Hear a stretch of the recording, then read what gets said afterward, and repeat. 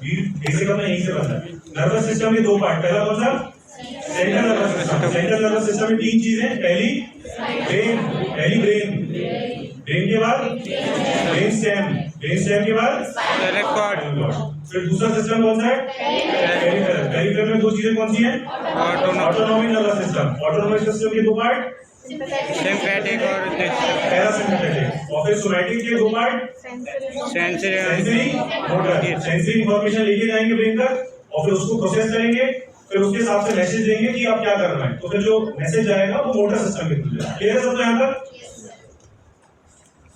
तो यहाँ ये लिखा हुआ है नर्वस सिस्टम क्या है, इसको डिफाइन करें। The control centre allowing the body to react the environment, it functions as a sensory system, integrated system and motor system. मतलब भाई सेंसेशंस आएंगे, दिमाग तक जाएंगे, वहां पे इंटीग्रेशन होगा, बॉडी समझे, ब्रेन समझेगा कि जो सेंसरी इनपुट आया इसका क्या करना है, मोटर सिस्टम फिर उसके हिसाब से रिएक्ट करेगा। जैसे सिंपल अपन क्रिकेट में कैच जैसे होता है, बॉल आती है तो बॉल अपन को आंखों के थ्रू सेंस होती है कि कहां पर आ रही है, उस हिसाब से अपने हाथ मूव करते हैं। तो पहले क्या हुआ, बॉल अपने हाथों से देखी, that is the sensory input. फिर ब्रेन ने इंटीग्रेट करा कि बॉल कितनी दूरी पे आ रही है, किस स्पीड से आ रही है, तो उस हिसाब से अपने मूव किया। मूव कौन कराएगा? Motor system. तो यही अपने जो प्रोसेसिंग हो रही है, सेंसरी, इंटीग्रेटेड प्लस मोटर, इसी यही काम है ब्रीफ में नर्वस सिस्टम। ये अपने चार्ट देख लिया, ये भी अपने देख लिया नर्वस सिस्टम के तीन कंपोनेंट, सेंट्रल नर्वस सिस्टम के। ये आपका ब्रेन के बाद आता है ब्रेन स्टेम। ये तीन चीजें लिख लीजिए। ब्रेन स्टेम में क्या क्या आता है? मिड ब्रेन, पॉन्स और medulla. Then that after that spinal cord. Brain stem जो हो रहा है वो आपका ऊपर जो सेरिब्रम है, यानी कि जो ब्रेन है और स्पाइनल कॉर्ड को कनेक्ट करने का काम कर रहा है ब्रेन स्टेम। जो भी इंपॉर्टेंट सेंटर्स होते हैं, जैसे बीपी रेगुलेशन के जो सेंटर्स होते हैं, आपके रेस्पिरेटरी के जो सेंटर्स होते हैं, लाइफ सेविंग जो भी सेंटर्स होते हैं, वो अपने ब्रेन स्टेम में प्रेजेंट होते हैं। आपने सुना होगा जैसे मूवीज वगैरह में देखते हैं, यहाँ पर अगर कोई डायरेक्ट अटैक कर दे तो डायरेक्ट डेथ हो जाती है। उसी कारण से होती है कि यहाँ पे ब्रेन स्टेम होता है आपका इस लेवल पे, पीछे नेक के इस लेवल पे। तो ब्रेन स्टेम पे अटैक से यहाँ पे जो आपको पॉन्स और मेडुला है, इसमें रेस्पिरेटरी सेंटर्स प्रेजेंट होते हैं। तो यहाँ पर अगर इंजरी होती है तो रेस्पिरेटरी अरेस्ट में पेशेंट पर्सन चला जाएगा और उसकी तुरंत डेथ हो जाएगी। ब्रेन के बेसिकली चार लोब्स हैं। सबसे पहले आगे वाला लोब कौन सा है? Frontal lobe. फिर ऊपर की तरफ पैराइटल लोब, फिर साइड की तरफ टेम्पोरल लोब। ये कान की तरफ है ना, अपन साइड से देखते हैं ब्रेन को, है ना, साइड से देखते हैं। जैसे अगर मैं ऐसे खड़ा हूं तो ये हो गया अपना फ्रंटल लोब, ऊपर वाला पैराइटल लोब, साइड वाला पीछे वाला ऑक्सीपिटल लोब। फ्रंटल, अब इसके चारों के बेसिक फंक्शंस हमको पता होना चाहिए एक लाइन, एक दो लाइन में। फ्रंटल लोब का क्या काम होता है? जो भी अपनी लर्निंग, मेमोरी, प्रोसेसिंग करना, कोई भी इंफॉर्मेशन नहीं गैदर करना, ये सब जो भी मोटर एक्टिविटीज हैं, लर्निंग, मेमोरी, प्लानिंग, अपन कुछ भी करते हैं, वो सब फ्रंटल लोब का काम होता है। ठीक है, लर्निंग, प्लानिंग, मोटर सिस्टम, इन सब का काम होता है फ्रंटल लोब से। फिर पैराइटल लोब, जो भी सेंसरी इनपुट आ रहे हैं, जैसे प्रेशर हो गया, पेन हो गया, जब माचिस लगाओ हाथ के नीचे और उसकी फीलिंग कौन डिसाइड करेगा? पैराइटल लोब में जाके उसकी सेंसेशंस आते हैं। तो सेंसरी इनपुट का काम करता है आपका पैराइटल लोब। उसके बाद टेम्पोरल लोब कान के पास है, बहुत इजी है, क्या काम होगा? सुनने का काम होगा।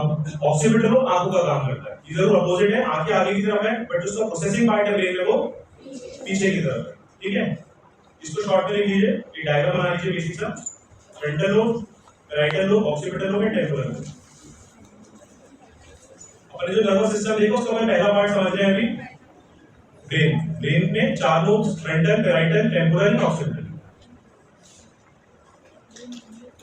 एक दो लाइन में बी फंक्शंस लिख दीजिए। Frontal planning, learning, motor skills, ये सब फ्रंटल लोब देख रहा है। Parietal lobe sensory inputs and processing. Temporal lobe सिर्फ एक वर्ड में हियरिंग। और फोर्थ ऑक्सीपिटल लोब विजन।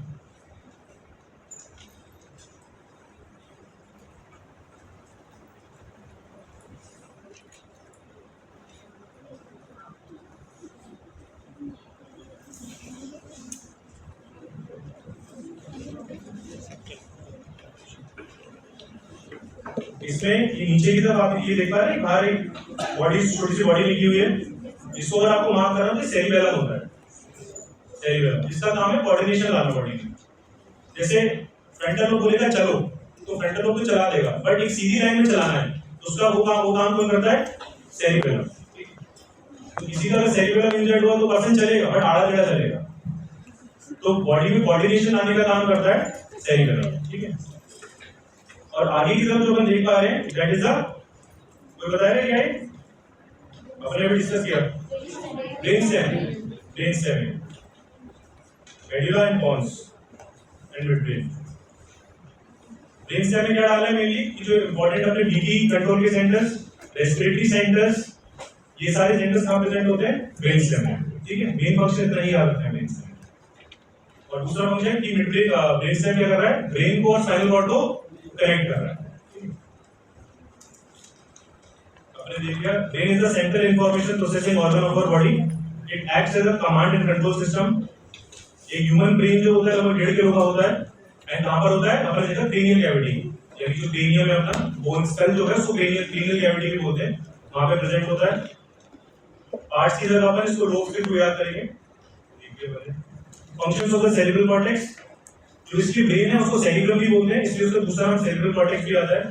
तो इसका अपन पढ़ चुके हैं, जैसे मैं रिपीट आउट कर रहा हूं वापस से। Higher order functions like mental activities, memory, responsibility, thinking, reasoning, moral decision making and learning. तो उसके बाद फिर अपने देखा पैरेंटल लोब का sensory perception like pain, temperature, touch, sight, hearing, taste and smell.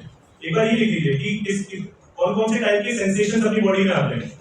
जैसे पेन का सेंसेशन आ सकता है, दर्द हो रहा है। टेम्परेचर का सेंसेशन आता है, कोई गर्म चीज पे आपने हाथ रखा या ठंडी चीज पे हाथ रखा, दोनों ही टेम्परेचर के सेंसेशन है। टच, किसी ने आप जब बैठते हो तो आपको फील होता है कि आप टेबल पे बैठे या चेयर पे बैठे, तो टच। साइट, आप कुछ देख पा रहे हो तो ये भी सेंसरी इनपुट है। आप कुछ सुन पा रहे हो, मैं बोल रहा हूं आप सुन रहे हो, तो that is the hearing sensation. Taste, कुछ खाया, जो टेस्ट सेंसेशन है दैट इज आल्सो सेंसेशन। फिर स्मेल, मोस्ट पीपल जो सेंसेशन आ रहा है that is also part of sensation.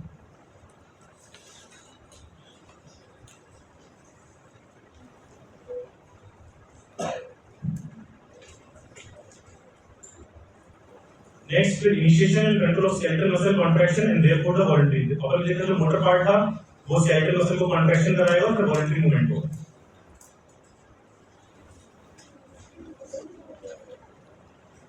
लिखा रखे किसी का बताइए।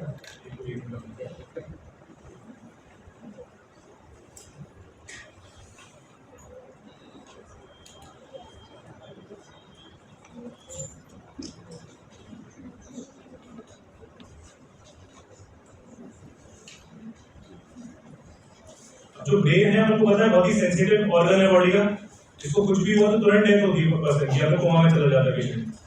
तो इसको प्रोटेक्ट करने के लिए बॉडी ने खूब सारे मैकेनिज्म बना रखे हैं, कह सकते हैं बहुत सारी कवरिंग्स बना रखी है। तो सबसे बड़ी कवरिंग तो स्किन हो जाती है, ठीक है। फिर स्किन के बाद क्या आता है? बोन, जो अपनी हड्डी है स्कल, वो आती है। फिर बोन और जो ब्रेन है इसके बीच में 3 लेयर्स होती हैं, जिनको क्या बोलते हैं? मेनिंजेस। नाम सुना है? मेनिंजेस। कितनी मेनिंजेस होती है? 3 मेनिंजेस होती है। कौन कौन सी? ड्यूरा मैटर, पाया मैटर, एरेक्नॉइड मैटर। सीक्वेंस में होती है ड्यूरा मैटर, एरेक्नॉइड मैटर और पाया मैटर, सीक्वेंस में अगर अपन याद रखें। इसको याद करने का निमोनिक होता है, अगर किसी को याद करना हो, दिया और पाया। आपने दिया और फिर पाया, तो दिया फॉर ड्यूरा मैटर, और फॉर एरेक्नॉइड मैटर, और पी फॉर पाया मैटर। इस तरीके से हम सीक्वेंस में लिखेंगे कि सबसे बाहर की कवरिंग है that is the dura mater, उसके बाद फिर एरेक्नॉइड मैटर, उसके बाद फिर पाया मैटर।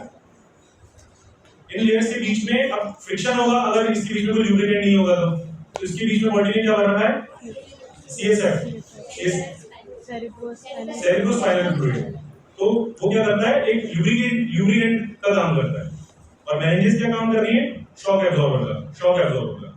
ठीक है, तो हमने डायग्राम में देख पा रहे हैं कि नीचे ब्रेन है, जब साइड से कट सेक्शन लिया है ब्रेन का, दिस इज द ब्रेन के ऊपर पाया मैटर है, then the arachnoid mater, dura mater, bone के ऊपर से। जैसे बस नाम लिख लीजिए मेनिंजेस के, ड्यूरा मैटर, एरेक्नॉइड मैटर, पाया matter. Function protection of the brain.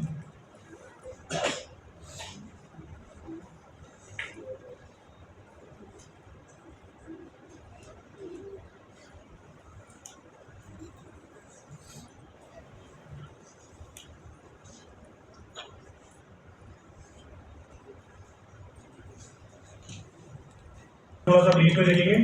CSF is secreted into each ventricle. Ventricle brains के inside खाली स्पेसेस होती है उनमें CSF भरा हुआ होता है।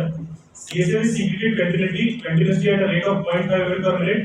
दिन में लगभग 720 ml पर सीक्रेट होता है और एब्जॉर्ब भी होता रहता है, तो 150 ml की उसकी क्वांटिटी फिक्स रहती है, बाकी वो एब्जॉर्ब होता रहता है, सीक्रेट होता रहता है। CSF के अंदर होता क्या है? ग्लूकोज होता है, प्लाज्मा प्रोटीन्स होते हैं, क्रिएटिन होते हैं, यूरिया होता है और मिनरल सॉल्ट्स होते हैं। Functions of CSF। CSF का क्या क्या काम है ये लिख लीजिए ब्रीफ में। प्रोटेक्शन एंड सपोर्ट, दूसरा शॉक एब्जॉर्बर, तीसरा ट्रांसपोर्ट, न्यूट्रिएंट्स और वेस्ट प्रोडक्ट्स होते हैं उसका ट्रांसपोर्ट करता है, क्योंकि ब्रेन के कांटेक्ट में रहता है CSF, तो ब्रेन में कंटिन्यूअसली प्रोसेसिंग चल रही है, कोई भी प्रोसेसिंग चलेगी तो वेस्ट मेटाबोलाइट्स जनरेट होते हैं, तो वेस्ट मेटाबोलाइट्स को हटाना पड़ता है, तो हटाने का काम वहां से कौन करेगा? CSF।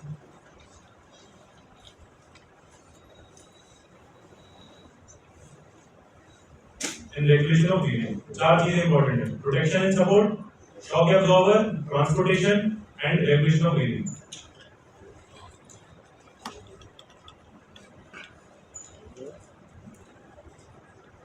हेडिंग एंड डालिए बस।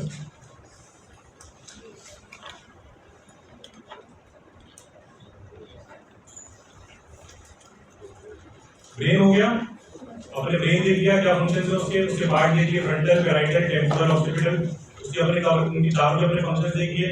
ब्रेन की अपने कवरिंग देख ली, मेनिंजेस होती है, मेनिंजेस के ऊपर स्कल है, ऊपर ब्रेन स्टेम देख लिया, ब्रेन स्टेम में पॉन्स है, मेडुला है, उनका काम क्या है? वहाँ पे रेस्पिरेटरी और बीपी के सेंटर हैं, तो रेस्पिरेशन कंट्रोल हो रहा है, हार्ट रेट कंट्रोल हो रही है, बीपी कंट्रोल हो रहा है। कहाँ से? ब्रेन स्टेम से। तो ब्रेन स्टेम के बाद अगला पार्ट क्या आ गया? Spinal cord. स्पाइनल कॉर्ड, अब जैसे आप ये देख रहे हैं, आपने देखा था, मैंने सबसे पहले क्वेश्चन आपसे पूछा था वर्टिकल कॉलम और स्पाइनल कॉर्ड।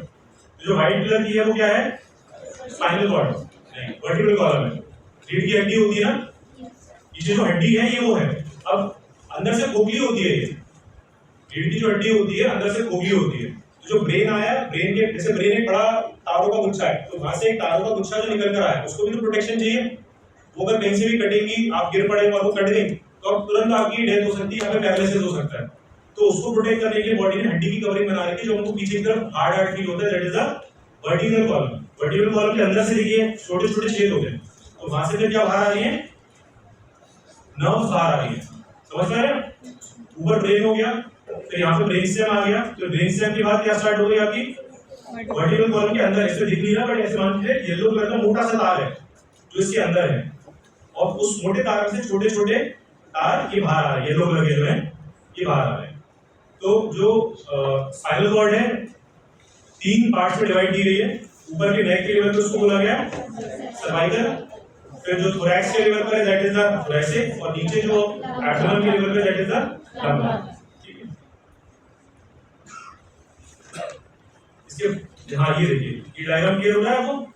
जो व्हाइट कलर की बोन है that is the vertical column, इसके अंदर ये तारों का मोटा सा गुच्छा है that is the spinal cord. Spinal cord में से छोटे छोटे तार बाहर आ रहे हैं, इन छोटे छोटे तारों को क्या बोलते हैं? नर्व्स। नर्व्स, इन्हीं तारों के थ्रू अपना जो मैसेज है वो ब्रेन तक जा रहा है और ब्रेन से फिर आगे आ रहा है।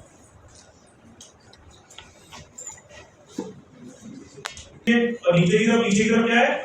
Vertical column. वर्टिकल कॉलम के अंदर क्या है? Spinal cord. ठीक है, स्पाइनल कॉर्ड किससे कनेक्टेड है? ब्रेन से, ब्रेन स्टेम से। ठीक है, इसके फंक्शन लिखो स्पाइनल कॉर्ड के ब्रीफ में।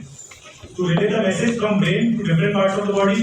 अपन समझ चुके, बस आपको लिखना है ब्रेन से जो भी मैसेज आ रहा है वो सारे बॉडी पार्ट्स को लेके जाना है, वाला काम करेगी। कोई एक्शन परफॉर्म करना है, हाथ हटाना है, राइटिंग करनी है, जो आप लिख रहे हो ये भी तो सेंसरी इनपुट है। जो आप लिख रहे हो देख के क्या हो रहा है, वो हाथों के थ्रू सेंसेशन जा रहे हैं दिमाग तक, दिमाग उसे प्रोसेस कर रहा है, फिर हाथ को मोटर सिग्नल दे रहा है कि ऐसे ऐसे लिखना है। So this is basically function of the nervous system. So to perform an action, to pass along the messages from sensory receptor to the brain, to coordinate reflexes that are managed by the spinal cord alone.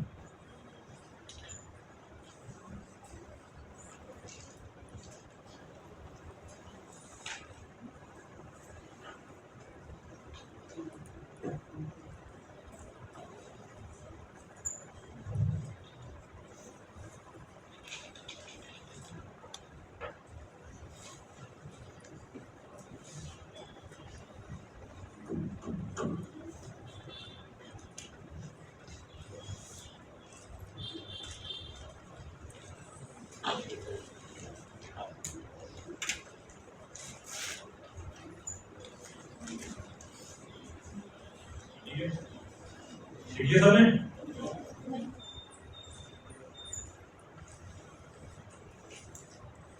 ये छोटे छोटे nerves बाहर लीजिए, ठीक है?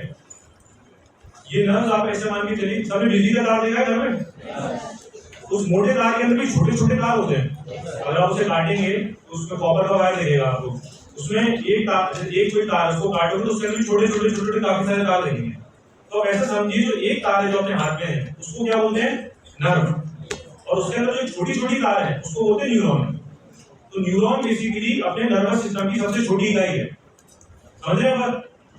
तो ये छोटी छोटी इकाइयां जब ये जुड़ जाती हैं, एक बंडल बना लेती हैं, तब उसको क्या बोलते थे अपन? नर्व। ये डायग्राम में उसको हम समझेंगे अभी। ये डायग्राम देखिए राइट हैंड साइड पे, देख पा रहे हैं? उसमें छोटे छोटे जो ये आपको एक एक तार दिख रहा है, छोटा छोटा, एक तो ये मोटा तार हो गया नर्व। ये जो एक येलो अपने एक जो ये येलो फाइबर बाहर निकला, इसको लिया अपन ने, तो ये पूरा येलो फाइबर है, इसको अपन क्या बोलते हैं? नर्व। ठीक है? इस नर्व के अंदर अभी समझ लो, लिखना नहीं है, इस एक नर्व के अंदर छोटे छोटे छोटे छोटे काफी सारे और पतले पतले फाइबर, जिनको क्या बोलते हैं? न्यूरॉन। न्यूरॉन। तो ग्रुप ऑफ न्यूरॉन क्या बोलेंगे? नर्व। ठीक है? A nerve consists of numerous neurons collected into a bundle of neurons. Simple है? छोटे छोटे न्यूरॉन कैसे दिखते हैं वो भी देख लेते हैं अपन। ऐसा न्यूरॉन दिखता है, अगर बिल्कुल माइक्रोस्कोपिक लेवल पे अपन देखेंगे ना तो ये ऐसा ही न्यूरॉन दिखता है। ठीक है? एक के बाद एक के पीछे, जैसे लड़ी होती है ना, लड़ी देखी सबने, एक के पीछे लगी होती है, एक को आग लगाओ तो पट पट पट पट चलती चली जाती है। तो वैसे ही होता है, एक तरफ आपने स्टिमुलेशन दिया कि यार यहाँ पे मैंने पेन छुपा तो ये स्टिमुलेट होता है, और फिर स्टिमुलेशन कट कट कट को लेता हुआ ब्रेन तक चला जाता है। तो ये कौन ले जा रहा है? न्यूरॉन। न्यूरॉन के ग्रुप को क्या बोला गया है? नर्व। नर्व किसमें चली गई? Spinal cord. स्पाइनल कॉर्ड से कहां गई? ब्रेन में। ब्रेन में कहां गई? पैराइटल लोब में। पैराइटल लोब और फिर फ्रंटल लोब में मिलके प्रोसेसिंग करी, फिर वहां से वापस स्पाइनल कॉर्ड के थ्रू नीचे आएगा और फिर मसल के पास जाएगा, फिर ये हाथ हटा। इस तरीके से पूरा मैकेनिज्म काम करता है। ठीक है? अब इसी नर्व्स को अपने देखा था पेरिफेरल नर्वस, स्टार्टिंग में याद है पेरिफेरल नर्वस सिस्टम पढ़ा था, सेंट्रल नर्वस सिस्टम पढ़ा था। ये जो नर्व है येलो कलर की, ये जब पेरिफेरल नर्वस सिस्टम में होती है तो इसे नर्व बोल देते हैं, और जब सेंट्रल नर्वस सिस्टम में होती है तो इसे ट्रैक्ट बोल देते हैं। याद है तो ठीक है, तो कोई बात नहीं। नर्व्स, वन और more bundle of nerve fibres in the PNS, यानी कि पेरिफेरल नर्वस सिस्टम जो हमने स्टार्टिंग में देखा था, और tract another name for the nerve except this is found only in the CNS. Central nervous system यानी कि स्पाइनल कॉर्ड, ब्रेनस्टेम और ब्रेन। ठीक है? नर्व क्या होती है? Nerve consist of neurons, neuron देखिए अपन ने, अपन आप पूरा समझ चुके हैं। On the basis of function कितने पार्ट में डिवाइड किया गया? सेंसरी नर्व, सेंसेशन लेके जा रही है। मोटर नर्व जो कि एक्शन, जो ब्रेन ने बोला कि जो भी मूवमेंट करना है वो मोटर पार्ट लेकर आएगा। ठीक है? अब बेसिक अपने देखा सबसे छोटी यूनिट कौन सी होती है सेंट्रल नर्वस सिस्टम की? Neuron. Neuron is the structure and functional unit of the nervous system. It is commonly known as the nerve cell. इसका डायग्राम बना लीजिए, बेसिकली सिंपल सा डायग्राम है।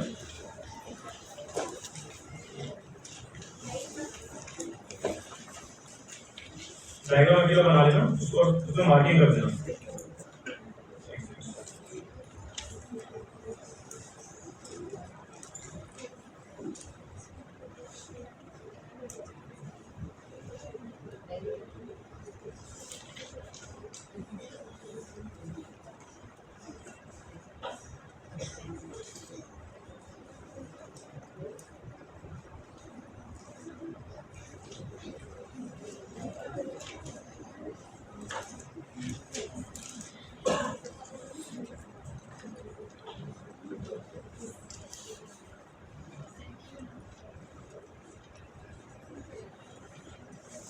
कौन कौन से पार्ट है? ऊपर सोमा, जिसको बॉडी भी बोला जाता है, सेल बॉडी, तो छोटे छोटे इसमें से डेंड्राइट्स निकले हुए हैं। फिर उस सोमा में से एक्सॉन निकला हुआ है, और एक्सॉन टर्मिनल्स पे खत्म होता है। अब इसके एक्चुअली क्या होता है, जैसे एक ही न्यूरॉन है, इसके पीछे एक और न्यूरॉन लगा होता है। जैसे यहाँ से सिग्नल गया, ये गया गया गया, फिर इसके बाद पीछे ऐसे ही न्यूरॉन इसके पीछे लगा हुआ, तो सिग्नल आगे कंटिन्यू हो जाएगा। फिर साइनस क्या होता है? सिंपल है, बहुत इजी है। अब जैसे अपने देखा कि स्पाइनल कॉर्ड से नर्व निकली थी, बाहर निकली थी नर्व, उसके अंदर छोटे छोटे न्यूरॉन्स थे। अबे पूरा न्यूरॉन एक ही होता है क्या? जैसे स्पाइनल कॉर्ड से जो उंगली तक फिंगर मूव हो रही है, तो पूरा एक ही न्यूरॉन होगा?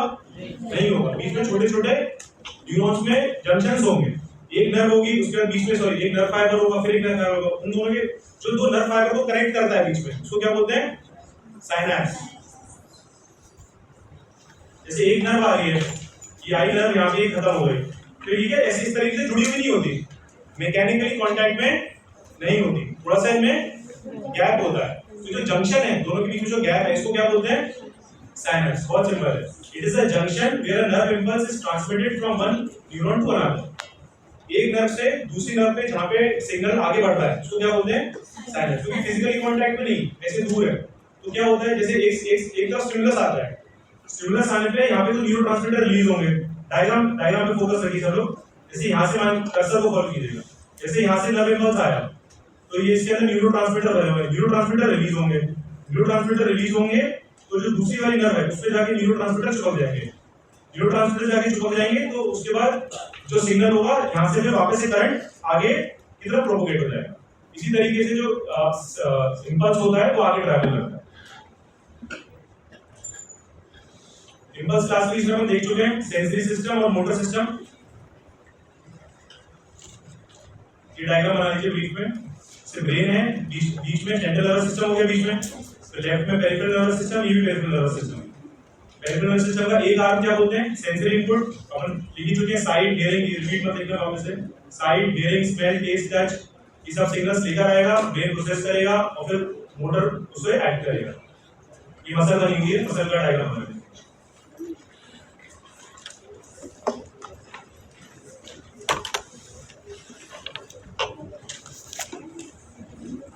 अपन देखा था स्टार्टिंग में पेरिफेरल नर्वस सिस्टम के दो पार्ट थे, सोमैटिक, तो सोमैटिक में भी दो पार्ट थे। This is the first part उसका sensory part and second is the motor part.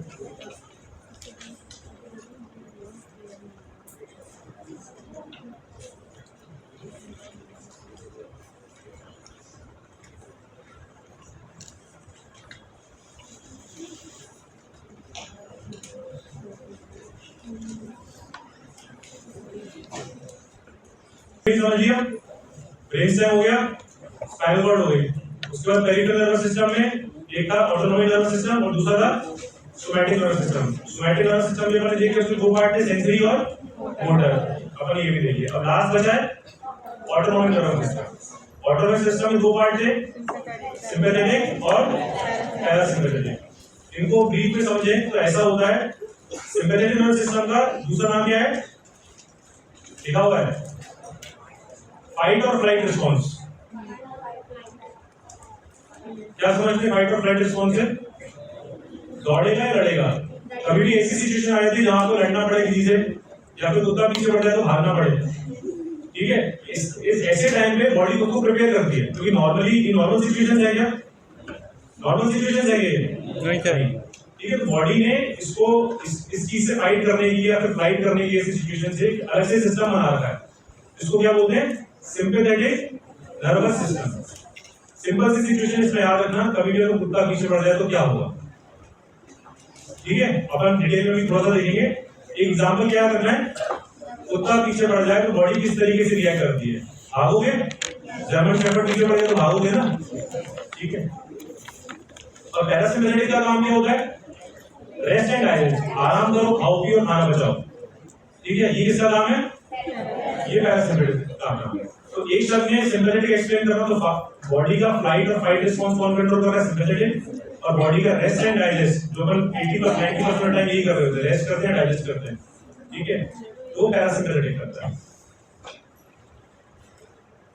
Sympathetic system allows body to function under stress, fight or flight, primes body for intense skeletal muscle activity.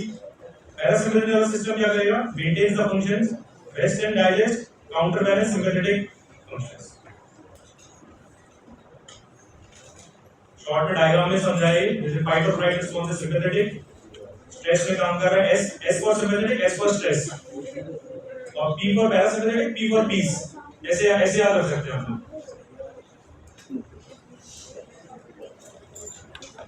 Last slide है, ध्यान से देख लो इसको एक बार।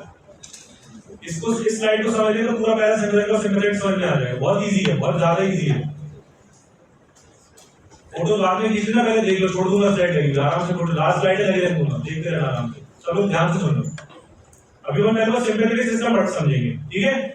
बहुत basic है, इसको इतना लिख दोगे ना, इसमें पूरे मार्क्स मिलेंगे, बहुत इजी है ऑटोनॉमस नर्वस सिस्टम समझना, ठीक है। अब पहले सिंपैथेटिक समझेंगे, ठीक है। अपन को देखना है कि सिंपैथेटिक सिस्टम जब एक्टिवेट होता है तो बॉडी की किस सिस्टम पे क्या असर होता है, ठीक है। क्लियर है सबको? एग्जांपल अपन ने क्या लिया इसका, कुत्ता पीछे पड़ जाए, बॉडी किसमें आ गई, एस फॉर स्ट्रेस में आ गई बॉडी, ठीक है। तो ये बताओ कुत्ता पीछे पड़ जाए तो आंखों को छोटी होना पड़ेगा कि चौड़ी होना पड़ेगा, चौड़ी होना पड़ेगा। तो पीपल्स को क्या कराना है, डायलेट। लिख दे जाओ, एक एक जो बताऊंगा तो कुत्ता कुत्ता लिख दे। अपन एक फंक्शन समझेंगे, फिर अपन ऐसे बीच में बता देना कि टेबल बना लेना, उसमें टेबल बता रहा हूँ, लेफ्ट हैंड साइड लिख लो पहले प्यूपल, और दूसरी कॉलम में लिख लेना सिंपैथेटिक, और तीसरे कॉलम में लिखना पैरासिम्पैथेटिक।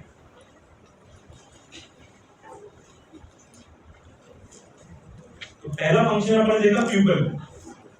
तो प्यूपल सब समझते हैं क्या होती है, आंखों के अंदर जो छेद होता है बीच में जो अपन को गड्ढा दिखता है उसे क्या बोलते हैं, प्यूपल। प्यूपल अगर छोटी होती है तो लाइट अंदर कम जाती है, और अगर चौड़ी होती है तो लाइट अंदर ज्यादा जाती है, ठीक है। तो जब हम भाग रहे हैं तो अपन चाहते हैं तो ज्यादा कुछ दिखे, क्योंकि हमको पीछे पीछे पत्थर आ गया, कुछ भी आ गया, हमको दौड़ना है, तेज दौड़ना है, तो ज्यादा अपन चाहते हैं एक बार हमको ज्यादा दिखे ना कि कम दिखे, ठीक है। तो ऐसे में प्यूपल क्या करेगी, डायलेट हो जाएगी, समझ गए सब लोग, ठीक है। अब अपन आते हैं पैरासिम्पैथेटिक पे। अब मुझे बारीक काम करना है, मैं रेस्ट में हूँ, तो मेरी प्यूपल क्या हो जाएगी, कोई काम ही नहीं, ज्यादा काम, मतलब कुछ बहुत ज्यादा देखने नहीं, मैं तो रेस्ट कर रहा हूँ, डाइजेस्ट कर रहा हूँ, आपको कोई काम ही नहीं है, तो प्यूपल्स क्या हो जाएगी, कॉन्स्ट्रिक्ट हो जाएगी, ठीक है। प्यूपल्स पैरासिम्पैथेटिक के अंदर हो जाती है कॉन्स्ट्रिक्ट, ठीक है। अब दूसरा काम, सलाइवरी ग्लैंड्स। कुत्ता पीछे पड़ेगा तो मुंह में लार आएगी कि सूख जाएगा मुंह, सूख जाएगा। तो सर ध्यान से समझ लो, सलाइवरी सीक्रेशंस कम होंगे, ठीक है। तो सलाइवरी सीक्रेशन लिख लो टेबल में पहले नंबर पे, उसके सामने लिख देना सिम्पैथेटिक में कम हो जाएंगे, और पैरासिम्पैथेटिक लिखना अपने नाम के लिए, तो पैरासिम्पैथेटिक का रेस्ट एंड डाइजेस्ट। तो डाइजेशन के लिए सलाइवरी जो मुंह में अपना लार आती है, म्यूकस आता है, सलाइवरी जूस आता है, आना जरूरी है, बिल्कुल जरूरी है। तो पैरासिम्पैथेटिक सलाइवरी सीक्रेशंस को बढ़ा देगा, और सिम्पैथेटिक सलाइवरी सीक्रेशंस को कम। अपन कॉन्सेप्चुअली समझते जा रहे हैं कि कैसे कैसे काम, आप सब समझ रहे हैं। कुत्ता पीछे पड़ेगा तो मुंह सूख जाएगा ना, कुछ भी इस तरह की सिचुएशन स्ट्रेस वाली मुंह अपना सूख जाता है, और डाइजेशन वाली बात आती है तो मुंह में अपना मुंह में लार आ जाती है, गीला हो जाता है,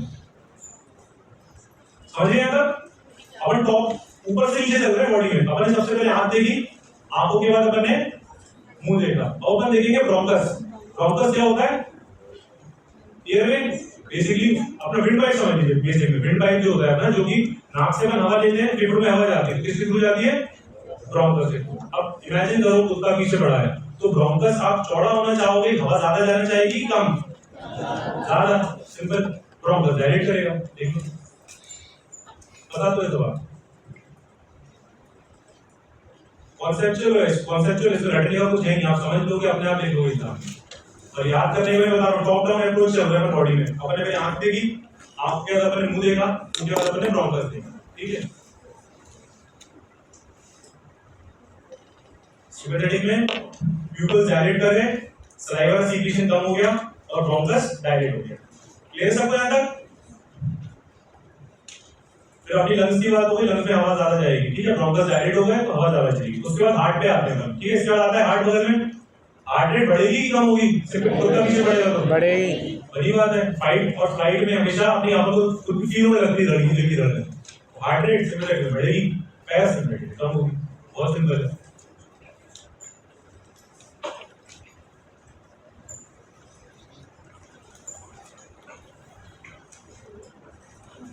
दोनों में लिखते जा रहे हैं ना, पैरासिम्पैथेटिक में कम करा देना हार्ट रेट, और वहां हार्ट रेट बढ़ा देना, ठीक है। उसके बाद अपन आते हैं स्टमक पे। तो स्टमक और स्मॉल इंटेस्टाइन एक साथ एक कॉलम बना लेना, स्टमक एंड स्मॉल इंटेस्टाइन। उसमें अंदर डाल देना मोटिलिटी और सीक्रेशंस, यानी जो अपना पेट खाना पचाता है उसको अपन मोटिलिटी कह रहे हैं, और उसको पचाने के लिए जो एंजाइम सीक्रेट हो रहे हैं उसको क्या बोलते हैं, गैस्ट्रिक जूस। स्मॉल इंटेस्टाइन में सक्कस इंटेरियर जो कि स्मॉल इंटेस्टाइन के जूसेस सीक्रेट हो रहे हैं, तो वो कुत्ते से भागते वक्त बढ़ जाएंगे कि कम हो जाएंगे, कम हो जाएंगे। उस टाइम पे खाना थोड़ी पचाना है अपन को। तो जो स्टमक है, स्टमक के साथ अपना स्मॉल इंटेस्टाइन है, उसकी जो मोटिलिटी है वो कुत्ता पीछे बढ़ते वक्त बढ़ेगी कि कम होगी, कम होगी। उस टाइम खाना थोड़ी पचाना है अपन को, बॉडी चाहिए कि उस टाइम आप खाना पचाने के लिए, तो उस टाइम उसको खून कम भेजना होता है, मसल्स में खून भेजना होता है, दौड़ने के लिए खून चाहिए, तो वो क्या करती है, जीआईटी से खून बंद करके मसल्स की तरफ भेज देती है, ठीक है। और पैरासिम्पैथेटिक का काम क्या था, रेस्ट एंड डाइजेस्ट, उसके वर्ड में था डाइजेशन। तो डाइजेशन के केस में पैरासिम्पैथेटिक जो ब्लड की मोटिलिटी है और जो गैस्ट्रिक सीक्रेशन है वो क्या करेगा, बढ़ा देगा। बस इतना लिख लीजिए, यहाँ पे इंक्रीज पैरासिम्पैथेटिक में और सिम्पैथेटिक में डिक्रीज।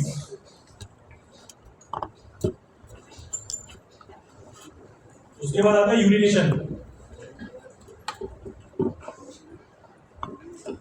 कुत्ता जब पीछे बढ़ेगा तो बॉडी चाहेगी कि आप पेशाब जाओ, नहीं तो रोक के रखेगी, ठीक है। तो इस तरीके मैकेनिज्म्स होते हैं कि आपको उस टाइम यूरिनेशन का रिफ्लेक्स कम आएगा, आप होल्ड, आपकी जो ब्लैडर होल्डिंग पावर है बढ़ जाती है उस टाइम में।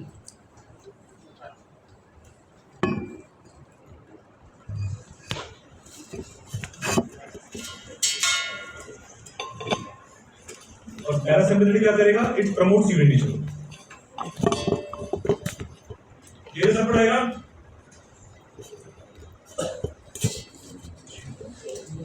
फोटो खींच लो।